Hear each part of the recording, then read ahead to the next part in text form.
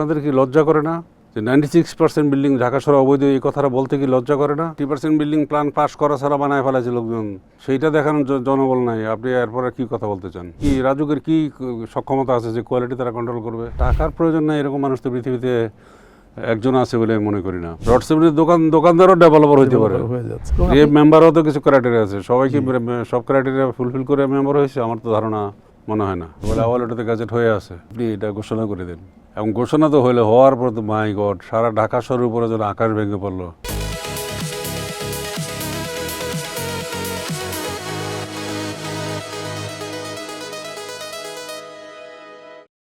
এনপিবি নিউজের বিশেষ আয়োজন বিল টক বাংলাদেশ অনুষ্ঠানে আপনাদের স্বাগতম জানাচ্ছি। আমি মোহাম্মদ মঞ্জুর আলম মিজান। এই অনুষ্ঠানে আমরা কথা বলি ভবন নিরাপত্তা, টেকসই নকশা এবং বাংলাদেশের বাস্তবতায় আধুনিক নির্মাণ নিয়ে। আমাদের আজকের পর্বে অতিথি হিসেবে উপস্থিত আছেন রিহাবের সাবেক প্রেসিডেন্ট এবং এসিএল এর ব্যবস্থাপনা পরিচালক ইঞ্জিনিয়ার মোহাম্মদ আব্দুল আওয়াল। চলুন কথা বলা যাক আমাদের আজকের অতিথির সাথে। জনাব আব্দুল আওয়াল, বিল টক বাংলাদেশ অনুষ্ঠানে আপনাকে স্বাগতম জানাচ্ছি। আপনি কেমন আছেন? আলহামদুলিল্লাহ, ধন্যবাদ। আমরা এই অনুষ্ঠানটায় কথা বলি মূলত নির্মাণ নিয়ে, রিয়েল এস্টেট নিয়ে, এইসবেরই প্রোগ্রাম। বাট আমি আজকের অনুষ্ঠানটা শুরু করতে চাই অন্য একটা প্রসঙ্গ দিয়ে। সেটা হচ্ছে, আমি আপনার একটা লেখায় পড়েছিলাম যে আপনার বাবা চেয়েছিলেন মাদ্রাসা লাইনে আপনাকে পড়াশোনা করাতে বা হাফেজ হওয়া, এরকম একটা কিছু ওনার স্বপ্ন ছিল। কিন্তু আপনি হয়ে উঠলেন একজন ইঞ্জিনিয়ার এবং বাংলাদেশ রিয়েল এস্টেটের একজন নেতৃত্ব দেওয়ার মতো ব্যবসায়ী। এই জার্নিটা কিভাবে হলো, এই গল্পটা যদি আপনি একটু আমার অডিয়েন্সের জন্য বলেন। ধন্যবাদ। আসলে ঠিকই বলেছেন। আমার বাবা প্রাথমিকভাবে চেয়েছিলেন আমি কোরআনে হাফেজ হই। আচ্ছা, যাক, সেটা হয়নি, সেই গল্পে যাওয়া যাবে না। তারপরে ক্লাস 7-এ যখন পড়ি তখন বাবা আমাকে টুপি পড়াই মাদ্রাসায় নিয়ে গেলেন। আমিও খুব খুশি, কারণ বাড়িতে মসজিদ আছে, বাড়িতে থাকতে পারবো, ওখানে ইমামতি করবো, সমস্যা তো নেই কিছু। যাক, সেটাও হলো না।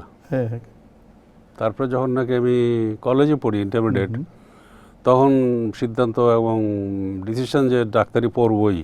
আচ্ছা, মানে ইন্টারমিডিয়েট বায়োলজি, এবং যে কারণে বায়োলজি আমার কম্পালসারি ছিল। আচ্ছা, তো যাই হোক, তারপরে যখন নাকি লিবারেশনের পরে পরীক্ষা দিলাম, তো খুবই দুর্ভাগ্যজনক যে মানে যে রেজাল্ট যেটা হওয়ার কথা ছিল সেটা হলো না। বায়োলজিতে আমি লেটার পাইনি। আচ্ছা, সেই কারণে কেন জানি মনে হলো ডাক্তারিই পড়বো না। ও মানে ওই লেটার না পাওয়ার কারণেই আপনি ডিসিশন নিলেন যে আপনি পড়বেন না। তো যাই হোক, পরে বুয়েটে পরীক্ষা আগে হয়েছিল, বুয়েটে পরীক্ষা দিলাম, চান্স পেলাম, ভর্তি হয়ে গেলাম। তারপরে ঢাকা মেডিকেলে ভর্তি হওয়ার জন্য পরীক্ষা দিয়েছিলাম, এবং সারপ্রাইজিংলি শুনলে অবাক হবেন যে আমি কিন্তু রিটেনে মোর দেন 75% মার্কস পেয়েছিলাম। আচ্ছা, কিন্তু চান্স পাইনি।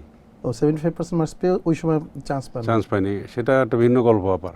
আচ্ছা, সেটা হলো এসএসসি, এইচএসসি এবং রিটেন ভাইভা টোটাল 1800 নাম্বার ছিল। এইচএসসিতে 500 নাম্বার পরীক্ষা হয়েছিল লিবারেশনের পরে। এখানে টোটাল কে কত পাইলো সেটার উপরে সিলেকশন ছিল। তো আমার এসএসসিতে আমার রেজাল্ট ছিল ফার্স্ট ডিভিশন, বাট 646। মানে কোনো রকমের ফার্স্ট ডিভিশন না, ফার্স্ট ডিভিশন। আর সমস্যাটা হলো কোন জায়গায়, যে স্টার পাইলেও পেয়েছিল আগেই, তো সে তো 750 মিনিমাম পেয়েছে, তাহলে 104 নাম্বার সে আগেই পেয়ে বসেছিল। তো ন্যাচারালি সেটা আমার পক্ষে কভার করার সম্ভব হয় না। কিন্তু রিটেনে 83 পেয়েছে, সে চান্স পাইছে। ভাইভায় 30 পেয়েছে, সেও চান্স পাইছে, বিকজ এসএসসি রেজাল্টের কারণে এটা হয়েছে। যাই হোক, তো আসলে যেটা হওয়ার নয়, আল্লাহ চান নাই, সেটা হয়নি, এটি আসলে মূল কথা। তো তারপরে জার্নি তো বিরাট এক জার্নি, সেটা বলতে গেলে তো অনেক লম্বা সময় হয়ে যাবে। তো সেটাতে আজকে না যায়, অন্য প্রসঙ্গে আসেন। আচ্ছা, মানে ভেরি ইন্টারেস্টিং যে আপনি মেডিকেল চান্স পেলেন না বলেই বুয়েটে চলে আসলেন। এবং না, আমি বুয়েটে আগে ভর্তি হয়ে গেছি। কিন্তু আচ্ছা, চান্স পেলে কি করতাম সেটা ভিন্ন জিনিস। চান্স পান নাই, বুয়েটে আগে যাওয়ার তো সুযোগ নেই, তো চান্সও পান নাই। পরবর্তীতে আপনি যখন পড়াশোনা করে শেষ করলেন, আপনার দেশের বাইরে দারুণ ক্যারিয়ার ছিল, কিন্তু সেগুলো শেষ করে আপনি যে রিয়েল এস্টেট ব্যবসায় চলে আসলেন, মানে বাংলাদেশের রিয়েল এস্টেট ব্যবসায় আপনি কেন আসলেন? এটা কি খুব লুক্রেটিভ কিছু, মানে এখানে খুব দ্রুত মানি মেক করা যায় এরকম কোনো কিছু, না কি কারণে? না, ব্যাপারটা আমার ক্ষেত্রে অন্তত সেটা না। জি। তো তার আগে একটু সংক্ষেপে বলাই লাগে। আসলে আমি প্রথম জয়েন করেছিলাম রানা কনস্ট্রাকশন কোম্পানিতে। সেখানে 3 মাস চাকরি করার পরে ইন দ্য মিন টাইম আবুধাবিতে যাওয়ার একটা কল পেয়ে গেলাম।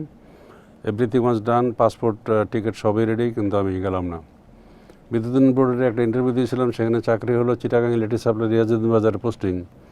সেখানে শেষ দিন যে জয়েন করলাম, কিন্তু পরের দিনই সিদ্ধান্ত নিলাম যে এই চাকরি আমি করবো না, আমি ঢাকায় চলে আসলাম।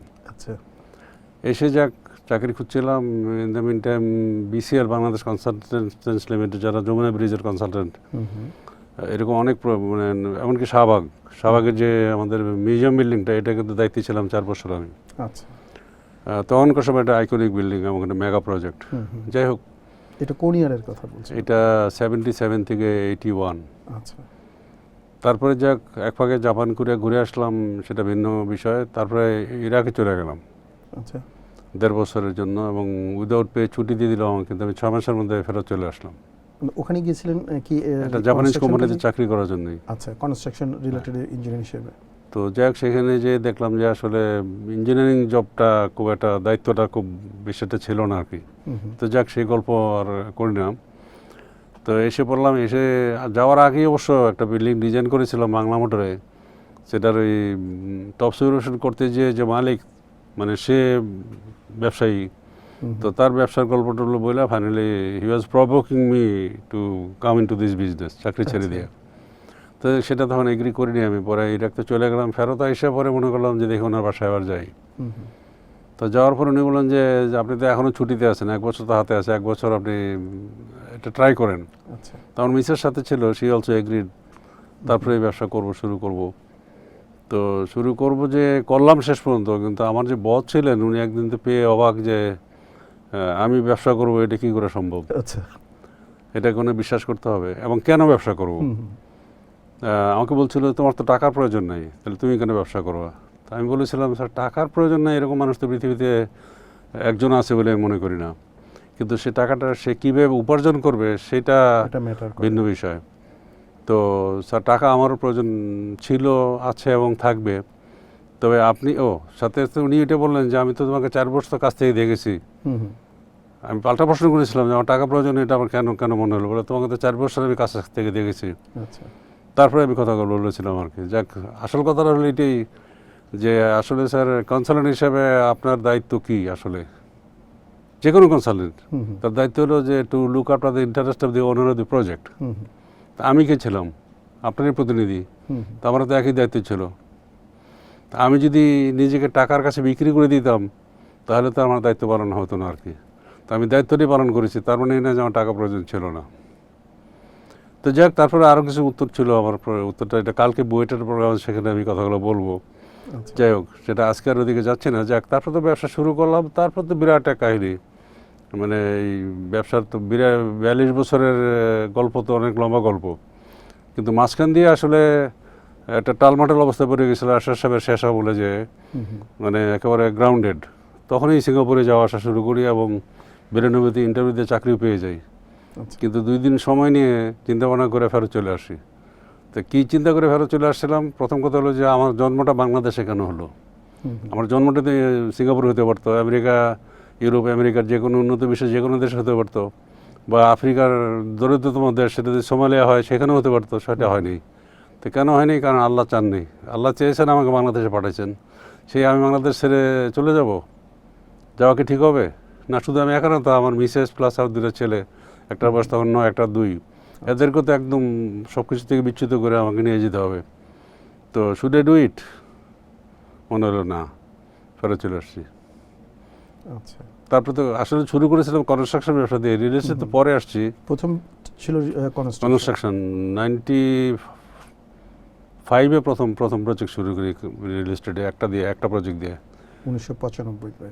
হ্যাঁ, তারপর 97-এ শেষ হওয়ার পরে ওই ডিসাইডেড যে না, এই লাইনে চলে আসবো। 1995 বা 97 দিকে যখন আপনারা রিয়েল এস্টেট ব্যবসা শুরু করলেন, ওই সময় বাংলাদেশের রিয়েল এস্টেট মার্কেটটা কেমন ছিল, মানে চ্যালেঞ্জটা কেমন ছিল, বা অপরচুনিটি কেমন ছিল, বা ওই সময় ক্লায়েন্টদের অ্যাটিটিউডটা কি ছিল?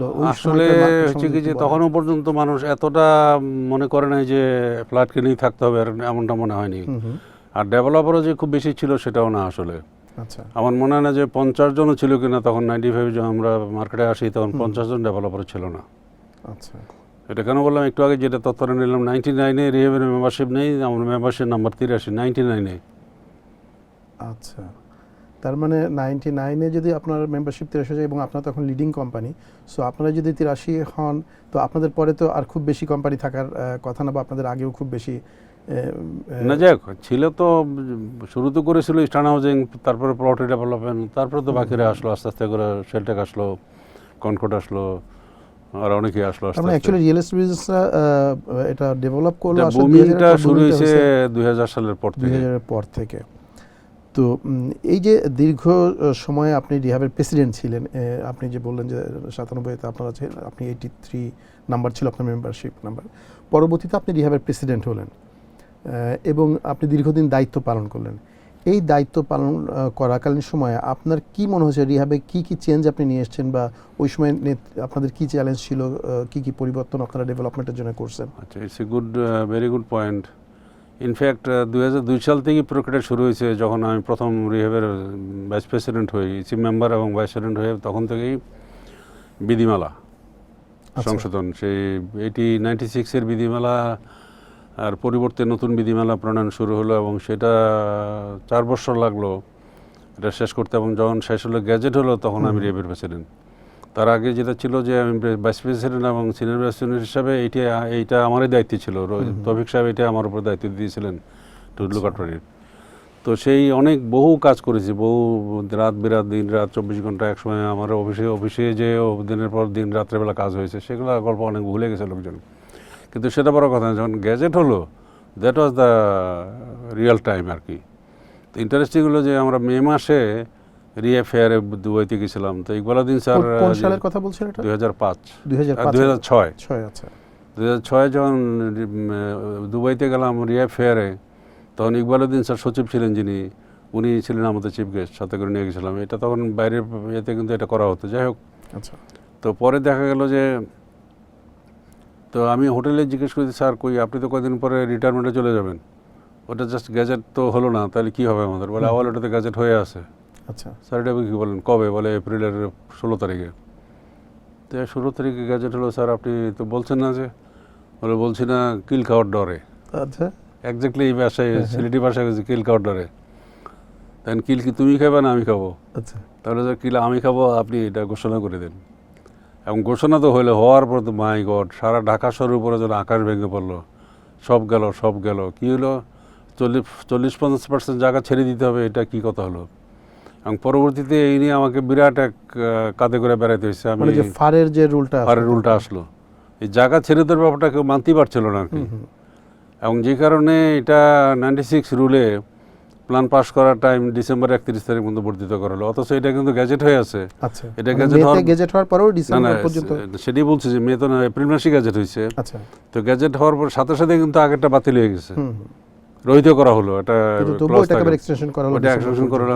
16,000 প্ল্যান জমা তখন হয়েছিল। ছিল সেটব্যাক রুলে আগ পর্যন্ত ছিল। তখন ওই 96 রুলে 16,000 প্ল্যান জমা হয়েছিল, এবং তার মধ্যে অধিকাংশ পাস হয়েছে। 16,000 প্ল্যান কি আগেই জমা ছিল পরে? ওই সময় ওই ঘোষণা আসার পরে জমা হলো? ঘোষণার পরে সবাই তখন একসঙ্গে জমা দেওয়া শুরু করলো। তো যাই হোক, অনেকে বুঝে না বুঝে, তো ওই জায়গা ছাড়তে হবে। জায়গা ছাড়ার এইটা নিয়ে আমাকে অনেক টক শোতে যেতে হয়েছে, এবং লাইভ টক শোতে আমাকে অনেক কথা বলতে হয়েছে যে এটা কি এরকে পেয়েছেন না ফাজলামি পেয়েছেন, এত জায়গা ছেড়ে দিতে হবে। তাই বলেছিলাম, দেখেন কিছু মনে করবেন না, সিঙ্গাপুর ব্যাংককের জায়গার দাম কি ঢাকা শহরে যদি বেশি না কম? ঠিক ওরা কি বোকামি করছে না, কিনা আমরাই বোকামি করছি? তো যাক, এই ধরনের অনেক জটিল প্রশ্ন, যে কোনো প্রশ্ন উত্তর আমি দিতে পারছি, এখনও যে কোনো প্রশ্ন উত্তর দিতে আমি সক্ষম।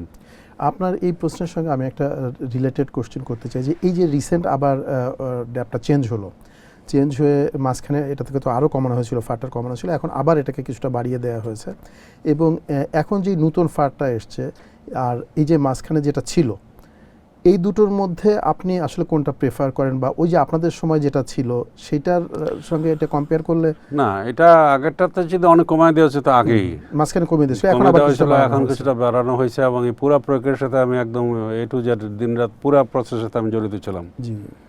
তো সে এক বিরাট গল্প, এবং সেটা করতে যেয়ে কিন্তু আলটিমেটলি আমি অসুস্থ হয়ে পড়ছি।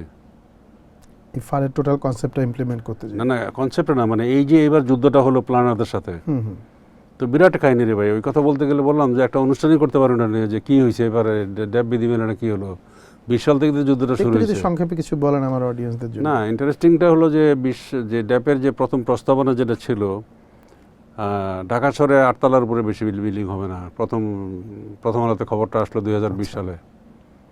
এটা দেখেই তো আমার মাথাটা গরম হয়ে গেল যে এইটা আবার কে বলতেছে, এটা আবার কোন কথা হলো? তালা তো খুলে ফেলে দিছি বহু আগে, তালা আসলো থেকে?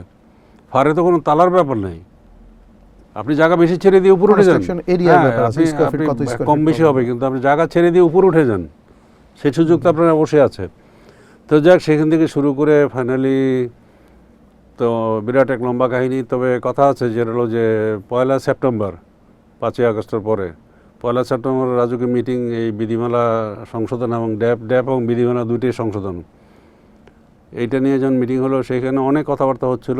পুরা বোর্ডরুমে মানে ভর্তি মানুষ। সিদ্দিকুর রহমান স্যার উনি ছিলেন। এক ফাঁকে আমার মেজাজটা তো কারোর দাঁড়ায় বললাম যে একদম শাউট করলাম যে দয়া করে চুপ করেন, অনেক কথা বলছেন, আমি দুটা কথা বলি। আচ্ছা, আপনাদের কি লজ্জা করে না যে 96% বিল্ডিং ঢাকা শহরে অবৈধ, এই কথাটা বলতে কি লজ্জা করে না? তার 80% আবার প্ল্যান পাস অনুমোদনবিহীন। তাহলে আমি যদি বলি দেন শুড ইউ এক্সিস্ট? আমি তো মনে করি Raju has not the right two exist. আজকেও বলতেছি কথাটা। যে রাজু থাকা অবস্থায় না, এই পরে আমি শহরে সিদ্দিক বুকে মাঝখানে বসে আছে না, রাজু। ওনারা তাহলে কি করলেন? পরে যখন সিদ্দিকুর এগুলো রহমান অবৈধ সাহেবকে building জিজ্ঞেস গুলো হলো, করেছিলাম যে এত বড় একটা কথা বললাম, কেউ তো প্রতিবাদ করলেন না। বলে কেমনে প্রতিবাদ করবো, এটা তো সত্য। যাক, সেই গল্পে না যাই। তবে কথা হলো যে এর পিছনে প্রচুর পরিশ্রম করা হয়েছে, সেই তখনও করেছে, এবারও করেছে। শেষ একদম ফাইনাল স্টেজে যেয়ে কিন্তু আমি এবং সাবেক চিফ এডিটর নাসির দুজনে মন্ত্রণালয়ে ঢুকে পড়েছিলাম। আমি 1 মাস এটার সঙ্গে রিলেটেড একটা একটু কোয়ালিটি নিয়ে একটা প্রশ্ন করতে চাই যে রাজুকে তো আর্কিটেকচারাল ড্রয়িংটা সাবমিট করতে হয়, যদিও রিসেন্ট বলছে যে স্ট্রাকচারাল ড্রয়িংটা সাথে দেওয়ার জন্য, কিন্তু এই স্ট্রাকচারাল ড্রয়িংটা তো অ্যাকচুয়ালি রাজুকের কি এই জনবল আছে যে এই স্ট্রাকচারাল ড্রয়িংটা ফলো আপ করবে? এই যে অনেক বিল্ডিং যারা করছে সবগুলো কি কোয়ালিটি মেনটেন করা হচ্ছে? যেমন ভূমিকম্পে কি এই বিল্ডিংগুলো টিকে থাকতে পারবে কিনা? 80% বিল্ডিং প্ল্যান পাস করা ছাড়া বানায় ফেলেছে লোকজন, সেইটা দেখানোর জনবল নাই। আপনি এরপরে কি কথা বলতে চান? তাহলে মানে এই কিসের কোয়ালিটি নিয়ে আপনি কি, রাজুকের কি সক্ষমতা আছে যে কোয়ালিটি তারা কন্ট্রোল করবে?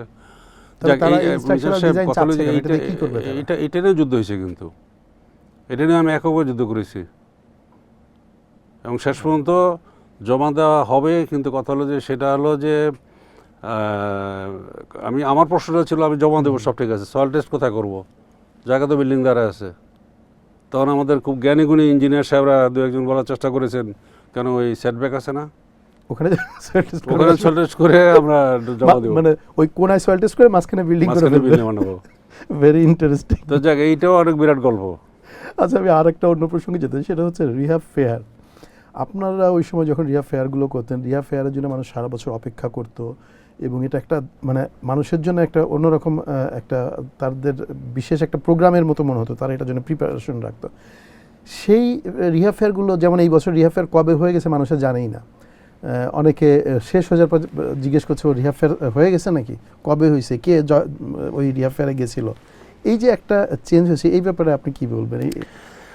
না, বিষয়টা হলো যে সময়ের কথা বলছেন আপনি 2004-05 ওই সময়ই প্রথম ডিবিএইচ শুরু করেছিল। তারপরের বছরই অবশ্য রিহ্যাব সেটা টেক ওভার করে। তখন যে রিহ্যাবের মেম্বারশিপের যে একটা ওয়েট ছিল, সেই ওয়েটটা কিন্তু আর এখন নাই। এখন রিহ্যাবের মেম্বারদের ব্যাপারে যত রকমের নেগেটিভ কথাবার্তা আছে বাজারে, তখন কিন্তু এগুলো ছিল না। কারণ যারা তখন ডেভেলপার ছিল তারা সবাই কোয়ালিফাইড ডেভেলপার ছিল। মানে আপনি কি মনে করছেন যে এখন যারা ডেভেলপার বিজনেসে আছে সবাই কোয়ালিফাইড না? আমার তো মনে হয় না। কেন এরকম মনে হচ্ছে? এটার কারণটা কি? আচ্ছা, পনুদিঘাটা জায়গায় প্রজেক্ট হয় কেমন? আপনি তো ইঞ্জিনিয়ার, পনুদিঘাটা ডেভেলপার প্রজেক্ট করে কেমনি? সেই প্রজেক্ট তো হচ্ছে এখন মোহাম্মদপুরে। যদি আপনি দোকানদারও তো ডেভেলপার হওয়ার নিষেধ তো নাই। জি, রড সিমেন্টের দোকানদারও ডেভেলপার হইতে পারে, হয়ে যাচ্ছে। হয় নাই যে সেটা বুঝি কেমন করে। পনুদিঘাটে আপনি হিসাব মিলাবেন কেমনে? তো মিলানো যায় না, কিন্তু আপনি যদি মোহাম্মদপুরে যান প্লটগুলো তো বলতেছি আমি, তো সেখানে হয়েছে না পনুদিঘাটায় পুরো জায়গা জুড়ে একটা প্লট তো খালি নেই, সেটি বলছি আর কি। সুতরাং বিধিনিষেধ তো নেই, যে কেউ ডেভেলপার হতেই পারে এবং হয়েছেও। এখানে কি করা যায়, এটা আপনার কি পরামর্শ? এখানে অ্যাকচুয়ালি মানে কি বলবো, কিছু মানে ক্রাইটেরিয়া ফিক্স আপ করা দরকার ছিল যে যদি ডেভেলপার হইতে তার কী কী যোগ্যতা থাকতে হবে সেগুলা। তো যাক, সেগুলা নিয়ে আর কি বলবো, এটা তো আমাদের কোথাও আমরা কোনো যত কিছু আইন কানুন বা মানে ক্রাইটেরিয়া সেট করি, কেউ তো সেটা মানে না। মেম্বারও তো কিছু ক্রাইটেরিয়া আছে, সবাই কি সব ক্রাইটেরিয়া ফুলফিল করে মেম্বার হয়েছে? আমার তো ধারণা মনে হয় না। অনেকেই বলে যে না, অ্যাট লিস্ট 5টা প্রজেক্ট একটা প্রজেক্ট হলেও একটা কমপ্লিট করতে হবে। তা না, আসলেই কে কি করছে সেটা তো আমি জানি না।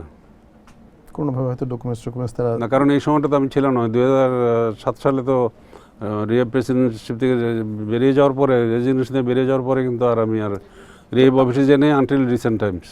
এখন এই যে এরকম অনেক নন কোয়ালিফাইড, আপনার কথা যদি বলি যে নন কোয়ালিফাইড লোক অনেক চলে আসছে এই বিজনেসে, এবং তারা এটার মেরিটটা বুঝতে পারছে না যে একটা বিল্ডিংয়ে কী ক্ষতি হতে পারে বা এটা জীবনের জন্য কীরকম হুমকি হতে পারে, তারা কনস্ট্রাকশন করছে।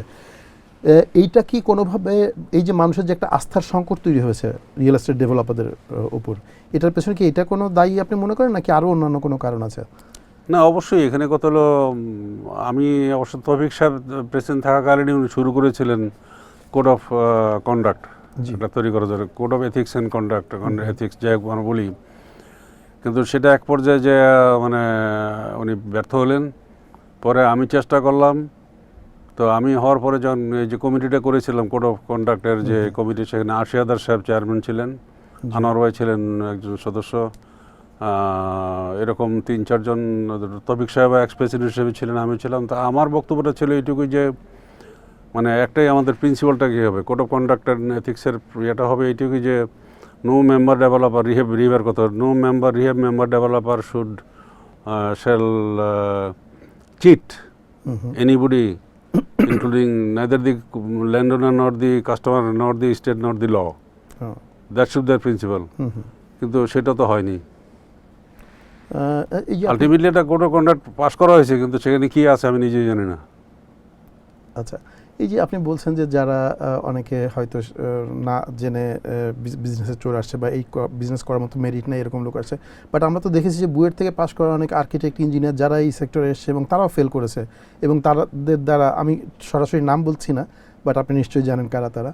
তো তারা বাংলাদেশের একদম top leading real estate company ছিল, কিন্তু তাদের দ্বারাও মানুষ প্রতারিত হয়ে গেছে। এই ব্যাপারে আপনি কি বলবেন? রিহাব এখানে কি ভূমিকা পালন করছে বা কি করা উচিত? আসলে রিহেবের কিছু করার ছিল না, সত্যি কথা। রিহেব তো কোনো রেগুলেটরি অথরিটি না। এটা তাহলে রিহাবের মেম্বার একজন হলো কি হলো না, তাতে কি এসে যায় একজন মানুষের? কিছু আসা যায় না। ধরেন আমি একজন ফ্ল্যাট বায়ার, তাহলে আমি রিহাবের মেম্বার, আপনি হলেন কি হলেন না, তাতে মানে আমি এটাতে আমার কাছে আমি যে কথা বলি যে ওগুলা কোনো সার্টিফিকেট দিয়ে তো আর চরিত্র বোঝা যাবে না, আসলে তার পারফরমেন্সটাকে সেটা তো বোঝা যাবে। যে আমি বলি যে ওই অ্যাটলিস্ট একটা প্রজেক্ট কমপ্লিট করেছে সেরকম ডেভেলপারের সাথে কথা বলা এবং সাকসেসফুলি কমপ্লিট করেছে না শুধু সেটা বলবে কি, সে সার্টিফিকেট দিয়ে সেটা দিবে যে কাস্টমার এবং ল্যান্ডওনার বলবে যে আসলে মানে আমার কথা এবং কাজে কতটুকু মিল ছিল। তো সেই জন্য বলি যে how to choose a developer, the only way to talk with a customer or a landowner, সঙ্গে কথা বলতে হবে। Very correct. আমি আরেকটা জিনিসে একটু আপনার দৃষ্টি আকর্ষণ করতে চাই, সেটা হচ্ছে যে ইদানিং না, আগে দেখা যেত হঠাৎ খুব লোভনীয় অফার, এই খুব লুক্রেটিভ প্রাইসে খুব কম ইনস্টলমেন্টে প্লট পাওয়া যাচ্ছে, ফ্ল্যাট পাওয়া যাচ্ছে, এই সুবিধা ইত্যাদি অনেক কিছু অফার থাকে, এবং প্রচুর মানুষ টক অফ দ্য টাউন হয়ে যায়, প্রচুর মানুষ সেটাতে ইনভেস্ট করে। তারপরে 2 বছর 3 বছর পর দেখা যাচ্ছে ওই কোম্পানিটা নিয়ে লাপাত্তা হয়ে গেছে। এইটা কি এই যে ঘটনাগুলো ঘটে, এই ঘটনাগুলো কি রিয়েল এস্টেট বিজনেসের ডেভেলপমেন্টে বা অন্য যারা সৎ ব্যবসায়ী তাদেরকে এটার কোনো ইম্প্যাক্ট তাদের ব্যবসায় পড়ে কিনা? না, ডেফিনেটলি ওয়ান। কারণ কথা হলো যে একটা অসম প্রতিযোগিতা যদি বলি, একটা ফেয়ার অ্যান্ড আনফেয়ার কম্পিটিশন। তো আনফেয়ার কম্পিটিশনে তো একটা ফেয়ার বিজনেস, কেউ যদি ফেয়ার বিজনেস করতে চায় তার জন্য তো সমস্যা হবেই, হচ্ছেই। এই ক্ষেত্রে কি করেন একজন ব্যবসায়িক নেতা হিসেবে, আপনি কি পরামর্শ দেবেন? বা এটা কি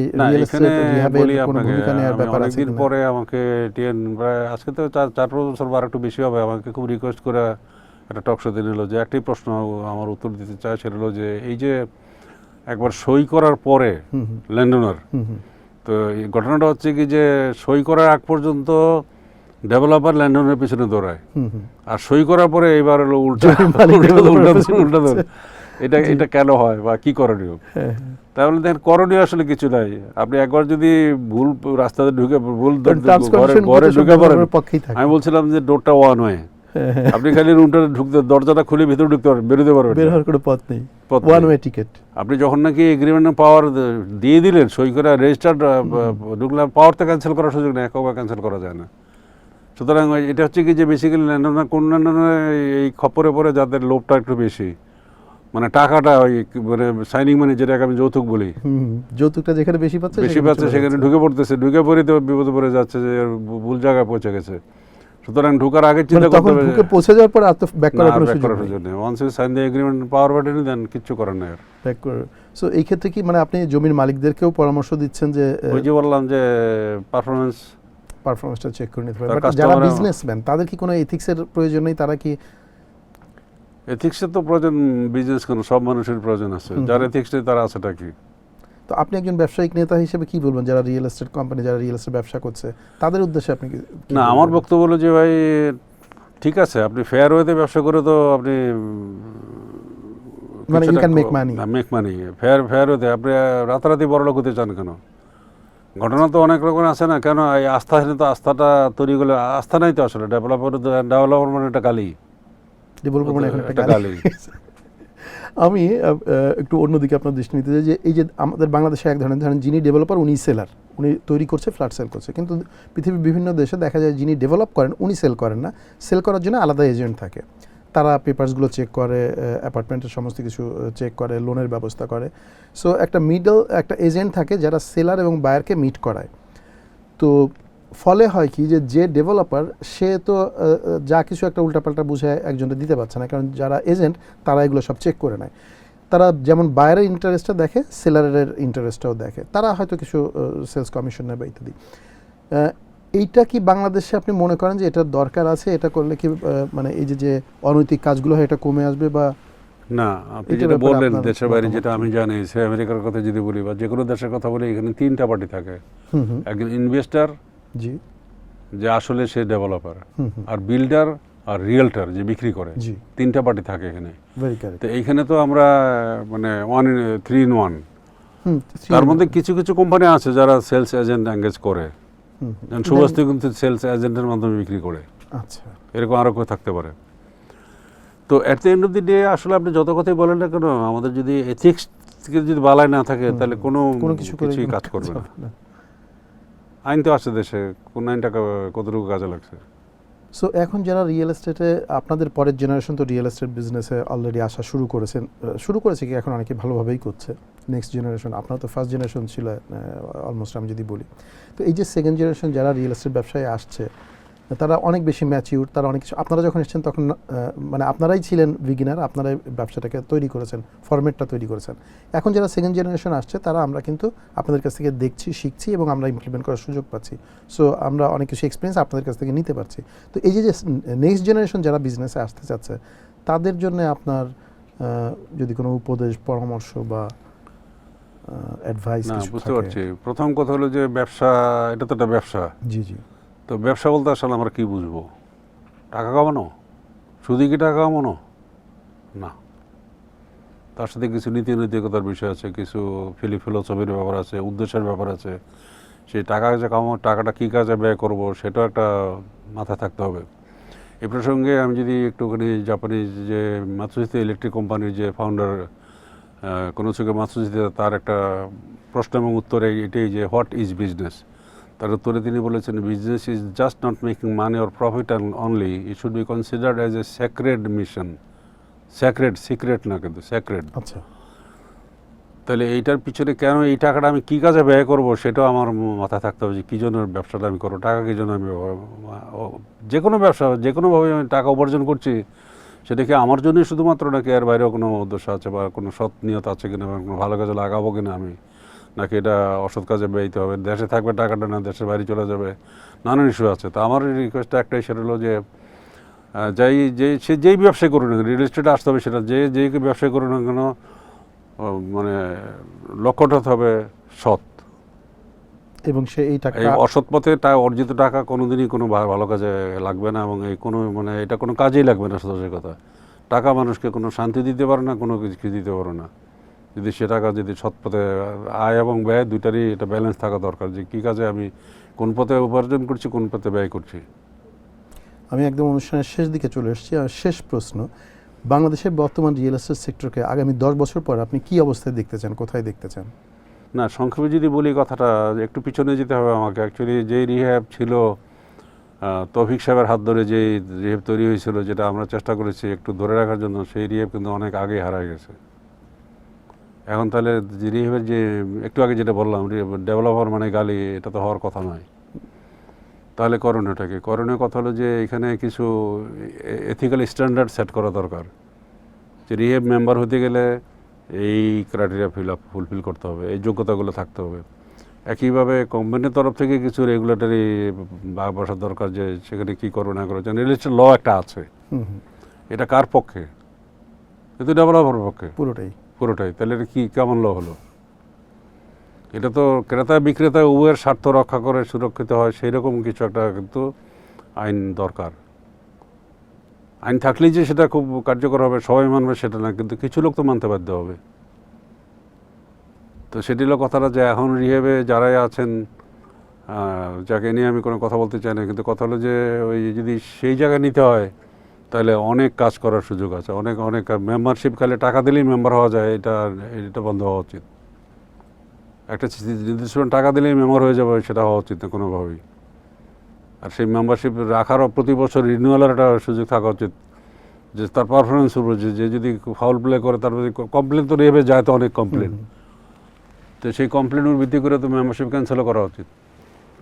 এটা আপনি একটা দারুণ বলেছেন, যে শুধু ঠিক আমি আছে। বছর গেল রিনিউয়াল ফিটা দিলাম, আমি মেম্বার আছি, আমি যাই member আছি। কাম যা করতেছি, আমার মেম্বারশিপ ঠিক আছে, আমি Membership রিহেব টা মেম্বার, ঠিকই বা আছে। এই সার্টিফিকেট দিয়ে আমি এখন আমার চরিত্র হলো, আমার চরিত্র ভালো, মানে আমি রিহেব মেম্বার, মানে আমি খুব সচ্চা ব্যবসায়ী, আমি জেনুইন ব্যবসায়ী। এটা ঠিক না আসলে, ওই জায়গাটা হাত দিতে হবে। আপনার অত্যন্ত ব্যস্ত সময়ের মধ্যে আমাদের আজকের এই অনুষ্ঠানের সময় দেওয়ার জন্য আপনাকে অসংখ্য ধন্যবাদ। একটি ভবন শুধু ইট সিমেন্টের গাঁথনি নয়, ভবনের সাথে জড়িয়ে থাকে মানুষের জীবন, সভ্যতা ও নিরাপত্তা। আপনার মতামত ও প্রশ্ন আমাদের জন্য অত্যন্ত গুরুত্বপূর্ণ, তাই কমেন্টে আপনার মতামত জানাতে ভুলবেন না। দেখা হবে বিল টক বাংলাদেশের পরবর্তী পর্বে, শুধুমাত্র এনপিবি নিউজে। ততক্ষণ পর্যন্ত সবাই ভালো থাকুন, নিরাপদে থাকুন। আল্লাহ হাফেজ।